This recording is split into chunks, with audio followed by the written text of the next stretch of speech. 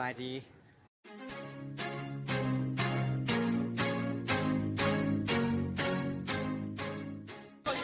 อย่างดู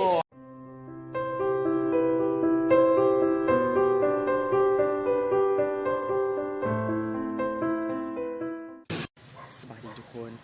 คลิปนี้จะเป็นวอล์กพิเศษหนึ่งเพราะว่าเขาจะพาไปเป็นชีวิตมื้อสุดท้ายของการเป็นนักเรียนม.ปลายไปเบิ่งกันเลยว่าเป็นอย่างไรเขาเห็นอย่างไรในมื้อโอเคอันนี้แมนทางประจำที่มาในตอนเช้าคอกรถนั่นเองที่จริงปกติมาทางหลังเลยแต่มาซ่านะมันปิดเลยต้องมาทางหลังตลอดเลยม.7เลยมีห้องน้ำนี่นี่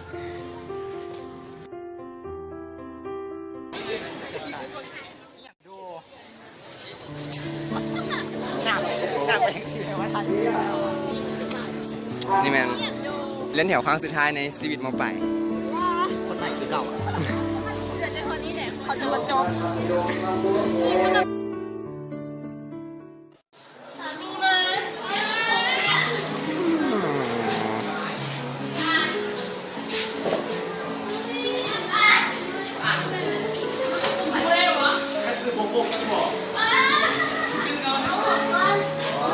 สภาพของห้องเราเนี่ยแต่แล้วก็ถามความรู้สึกมื้อสุดท้ายของการเป็นนักเรียนม.ปลายรู้สึกตั้งแต่ตื่นเต้นเนี่ยแล้วก็ตื่นเต้นเนี่ยเต็มตัวตั้งแต่กันมื้อเสียงมื้ออื่นก็บ่มีอย่างไรบ่มีอย่างตะเล็งได้ดึงเราจะจับมาสดหมดจบดีเว้ยรู้สึกตั้งแต่มื้อสุดท้ายม.ปลายดีใจคือเดี๋ยวได้หลายไปชิคๆได้ดีใจเลยกะรู้สึกแบบเสียใจนะที่จะไม่พบกันเตรียมตัวมื้อสุดท้ายเตรียมตัวเสียงยังไงรู้สึกว่าโคตรตื่นเต้นแฮงหลายเลยแบบไปก็เป็นเลยนะเชื่อจะสิ่งได้บางอย่างประมาณแบบแบบโคตรเป็นมากบ้าเจ้าดิคิดว่าได้บางอย่างสิ่งนี้นิ่งคิดว่าสิ่งจริงจะได้บางอย่างก็ขอให้ได้หันไปแล้วนี่มันอย่าง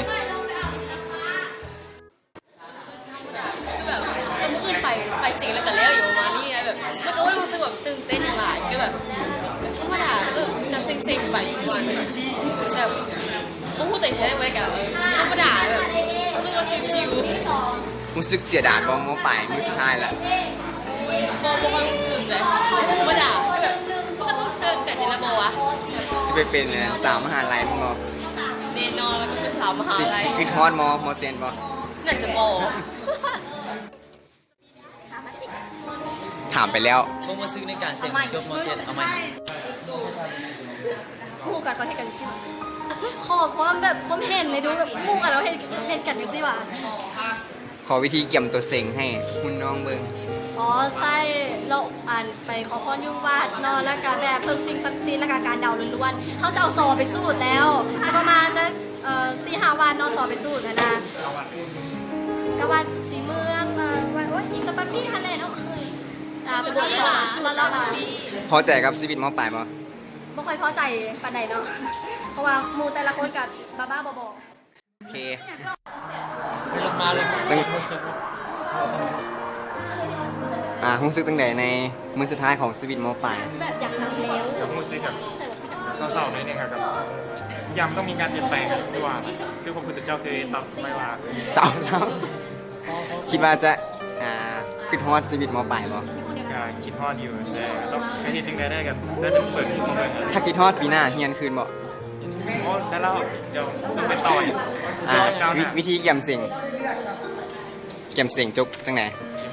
ต้องคนพวกเป็นยันอยู่ตรงไหนเลยข้อมูลจากเน็ตหรือว่าจากเพื่อนเอาไปแลกคำถามคนพวกกันโอเคชีวิตม.ปลายมื้อสุดท้ายรู้สึกจังไหนอาจจะเอาแท้แล้วกับผู้ศึกษาเนาะเขายืนน้ำกันหลายกับเบื่อพอไปศึกษาแท้แล้วก็ยักไข่หน่อยนึง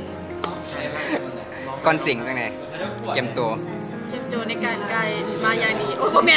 คนกลัวบทเรียนตัวนี่พอละหมดสอบถามรู้สึกจังไหนครับชีวิตม.ปลายมื้อสุดท้าย ร้องแหงไงร้องแหงพร้อม รู้สึกว่าชีวิตของหมอปลายค่ายมันเป็นความรู้สึกแบบว่าแปลก ไม่เห็น ๆเพราะมันเซ็งอ่ะ มืนเสียงเตรียมตัวจังไงประทับใจอย่างไรที่สุดในชีวิตโมไป ครับแต่เรื่องเวลา ยืมเงินผมเอง ฟังรู้ รู้สึกดีใจที่ได้พอถึงที่ว่ามาเรียนชั่วโมงแล้วก็ได้ทำเรียนแล้วก็ได้อยู่กับ รู้สึกแบบเสียใจนิดๆเพราะว่า